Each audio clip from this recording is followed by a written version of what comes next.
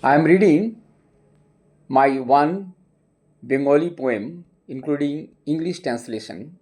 My name is Mrinal Kanti Ghosh. সমস্ত সময় ঘুমিয়ে আছে, সমস্ত সময় ঘুমিয়ে আছে চাঁদ পাহাড়ের দেশে। ওখানেই তুমি ছিলে শতাব্দীর ঘুমন্ত সময়ে, জীবনের পরে তার সময়ের দাগ। ওখানেই ছিল নগরীর শেষ কথা, ঘুঙুরের শব্দে সে কোনো এক বিরোহিনী পায়ে পায়ে রেখে গেছে তার মায়া। ওখানেই ঘুমিয়েছিল আরণ্যক আকাশের বুকে তোমার শব্দ স্বপ্ন রাত।